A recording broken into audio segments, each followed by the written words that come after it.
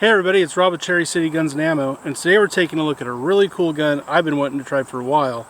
This is, if I can get out the camera shadow, a CZ75 SP01 Tactical.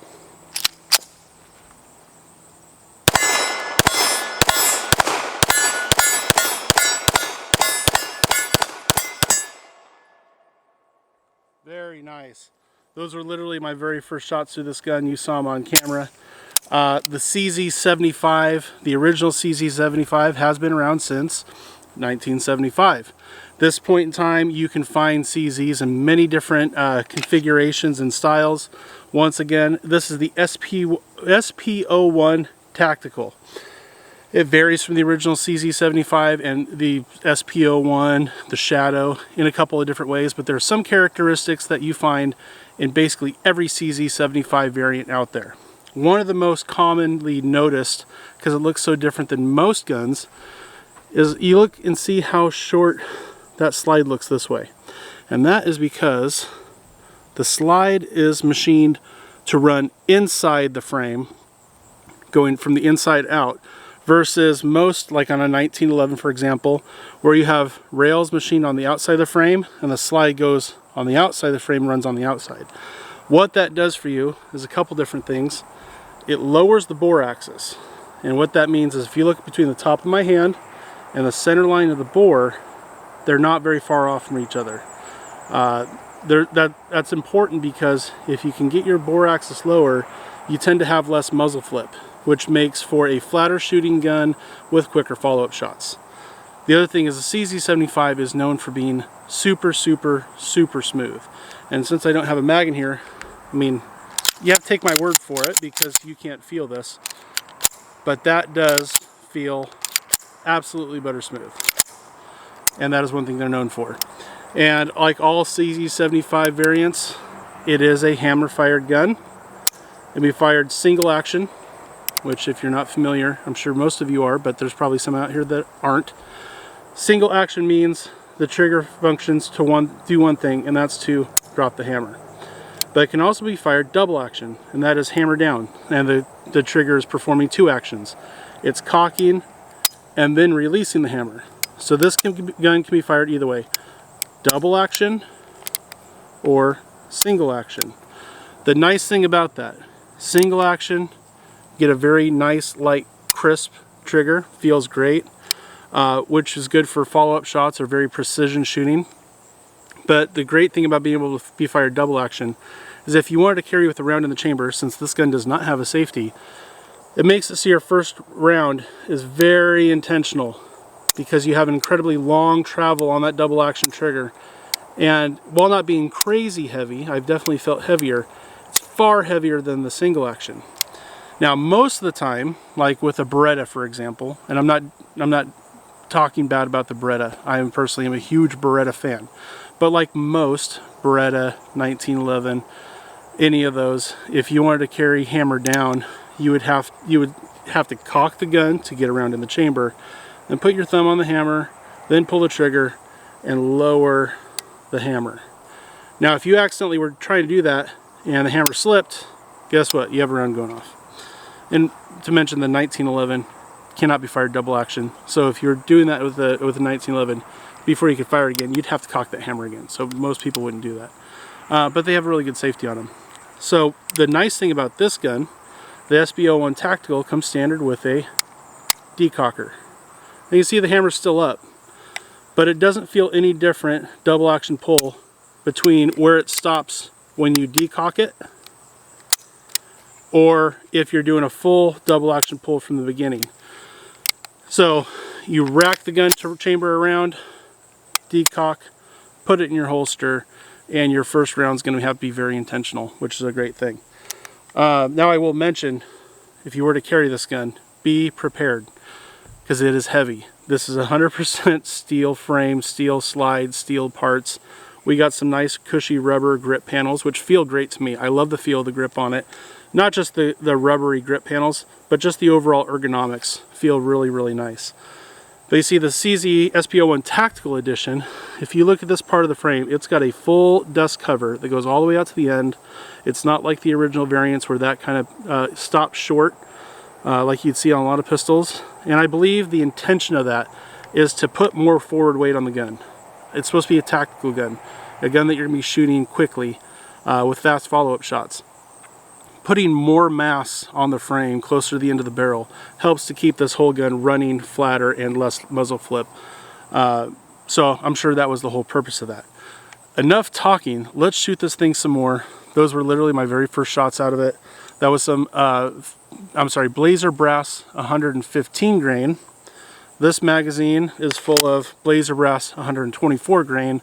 And then we're going to test some Federal American Eagle 147 grain and see how it shoots those.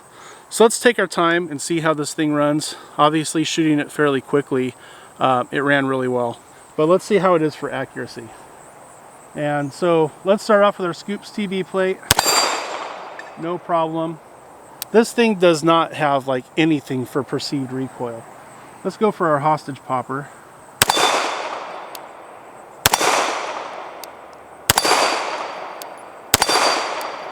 That seems pretty effortless. And I guess we can go down the plate rack just since it's there.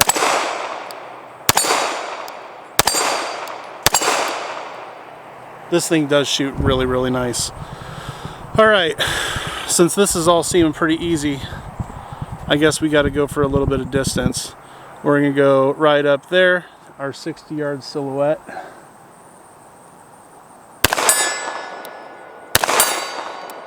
That seemed too easy. Let's go for the 8-inch gong that's to its right.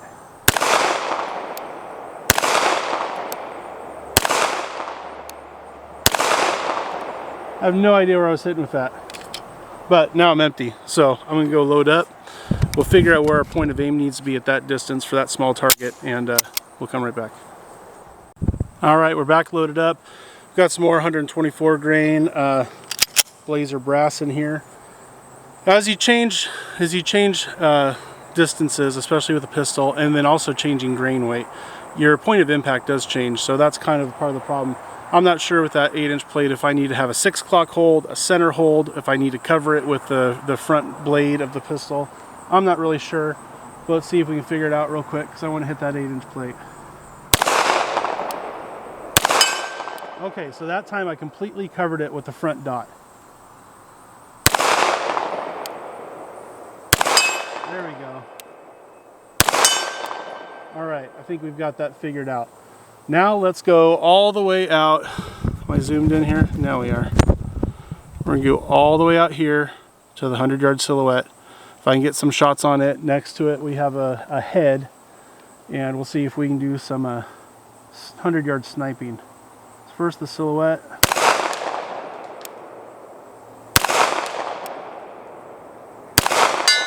There we go.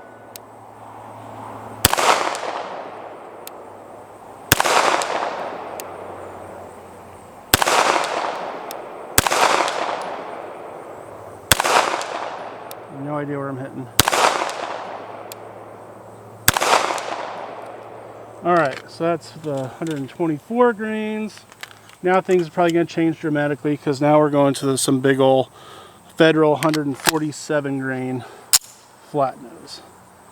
But I'm going to go ahead and cover that 100-yard silhouette with the front sight. Try 6 o'clock. There we go.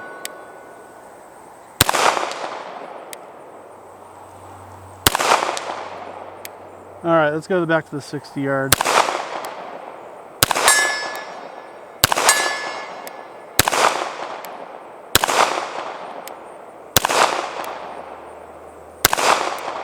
All right, let's go up close because I'm shooting like crud.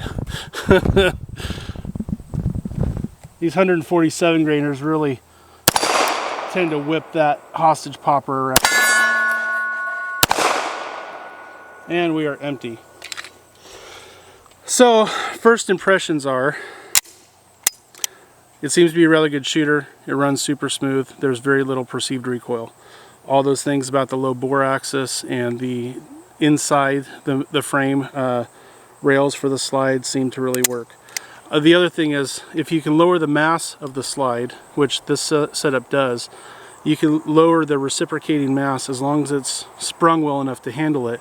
That helps to improve the perceived recoil as well, because you just have less mass going back and forth. I love the grips.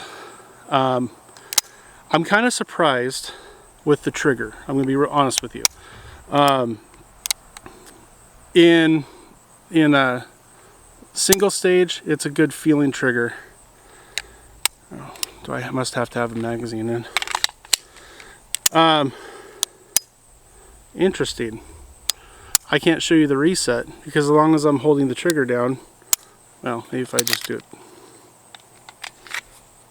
Look like such a noob here. Alright, so let's try to look at the reset. That to me is a surprising amount of travel for the reset.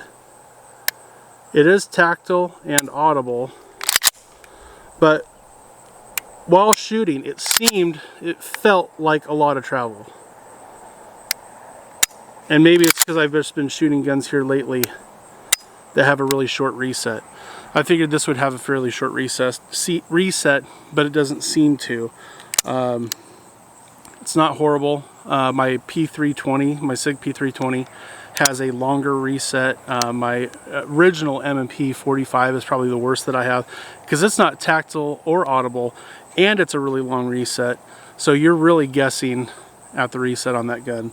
I keep talking about trying to do a trigger job of some kind on it, replace the trigger, try to improve that, because I kind of hate that. But anyway, other than a surprising amount of reset travel, I'm rather pleased with it. It's heavy, it's durable. You can use it as a boat anchor if you ran out of ammunition. Not that you would. You know, the CZs are a rather nice pistol. Very sharp looking, looks really, really nice. Seems to shoot really nice. I wasn't doing the best at 100, but I've been filming a lot of videos today. Maybe I'm just getting worn out. But I like it, and I'm going to shoot it some more and see how my opinion evolves with time and just trigger time and shooting and whatnot. Anyway, if you like this video, please, if you haven't subscribed, subscribe. Please like. It helps me out a lot. Helps the analytics. Helps my video get recommended to more people so more people see it. It helps out with the monetization of the channel. I am monetized, but I make very, very little. Well, making implies that I have a profit. I have no profit. It offsets the cost of my hobby, which is this YouTube channel. It offsets the cost of it to some degree. Someday maybe I'll get profitable, but not yet. But if you guys wouldn't mind sharing it so that I get more views, it helped me out tremendously. If you want to help out with helping me pay for all the ammo that I go through and stuff like that, I do have a link to my Patreon, but absolutely not necessary at all. Just come back and watch the videos and give me a thumbs up. It means the world to me. Anyway, thanks for watching, and we'll see you guys in the next video. Bye-bye.